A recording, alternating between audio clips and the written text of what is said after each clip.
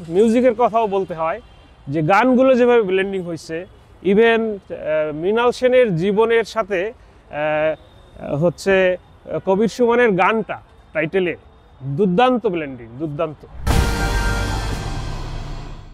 সৃজিত মুখার্জির পদাতিক দেখে আমার খুবই ভালো লাগছে, বিশেষ করে মৃণাল সেনের জীবন, তার সিনেমা এবং ইতিহাসের ওই সময়গুলো, প্রধান সময়গুলো, যে রবীন্দ্রনাথের মৃত্যু থেকে শুরু করে একদম আমাদের সিনেমা জগতের প্রধান তিনজন নির্মাতা বাংলা সিনেমার, সত্যজিৎ রায়, মৃণাল নিজে এবং ঋত্বিক ঘটক, তাদের জীবনটা যেভাবে আসছে, পাশাপাশি তার কাজ এবং চলমান ওই সময়ের যে মানে আন্দোলন, বিশেষ করে নকশাল আন্দোলন, কমিউনিস্ট আন্দোলন, সেই টোটাল জিনিসগুলো।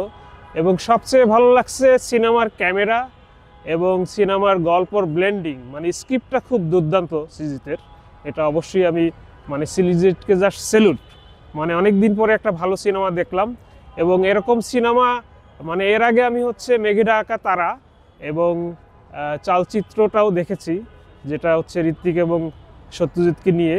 তো সেই তুলনায় আমি বলবো যে অঞ্জনদার ছবিটার ল্যাঙ্গুয়েজটা একটু অন্যরকম, যে উনি চরিত্রর আধারে সময়টাকে ধরছেন।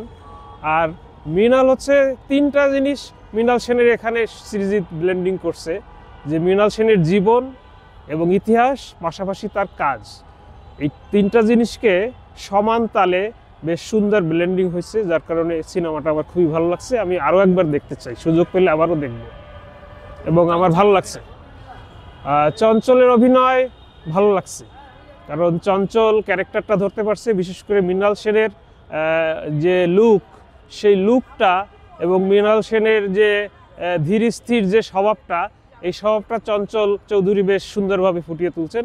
চঞ্চলকেও সেলুট, খুব ভালো অভিনয়ের জন্য। আর পাশাপাশি অন্যান্য চরিত্রে যারা অভিনয় করছেন একদম মোটামুটি, মানে যে এখানে যেহেতু রিয়াল ফুটেজ ব্যবহার হয়েছে, অনেক কিছু দেখলাম।